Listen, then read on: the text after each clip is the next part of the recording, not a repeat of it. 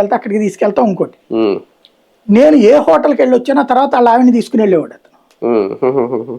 ఇతను సంపాదించుకునేటువంటి 2-3 రోజులు డబ్బులు దానికి ఖర్చు పెట్టేవాడు. అది ఎందుకు అతనికి ఉమ్, నేను చేతులు కట్టుకుని వెళ్ళిన చోట ఉమ్, నేను రాయల్ గా కనబడాలా, మా ఆవిడ రాయల్ గా కనబడాలి. ఉమ్, ఈ వీక్నెస్ ఇక్కడ వీళ్ళ అదృష్టం. ఉమ్, వీళ్ళు అనుకునేది ఏంటి, ఇప్పుడు రేపు అక్కడ హోటల్ తీశారు, ఉమ్, ఈ లేబర్ అయినా మిడిల్ క్లాస్ అయినా సరే ఉమ్, ఒక రోజు అక్కడికి వెళ్ళి వద్దాంలే ఉమ్, అని అట్లా అనుకుంటే ఉమ్. అవుతుంది. అంటే మిడిల్ క్లాస్ కూడా లగ్జరీకి దగ్గర చేస్తున్నారు, కొంచెం లగ్జరీ అలవాటు అలవాటు చేస్తున్నారు. అది అది దాంతో పాటు ఒక్కసారి నాటి జీవితంలో అనే కాన్సెప్ట్ ని అలవాటు చేయాలి. వెళ్ళొచ్చు కదా అనుకుంటారు సాధారణంగా. దాంతో పాటు ఎడ్యుకేషనల్ ఇన్స్టిట్యూషన్ ఇప్పుడు 4.5 కోట్లు అట. అవును అవును. స్కూల్ కి 4.5 కోట్లు. 1 ఎకరంలో స్కూల్ ఏడ పని చేస్తుంది?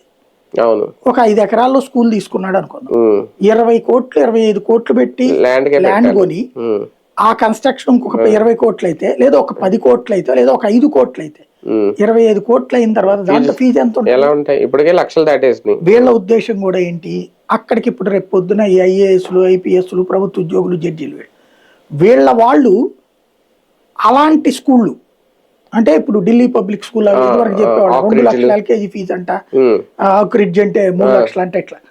అలాగుంటే అప్పుడు అది లగ్జరీగా నమ్ముతారు.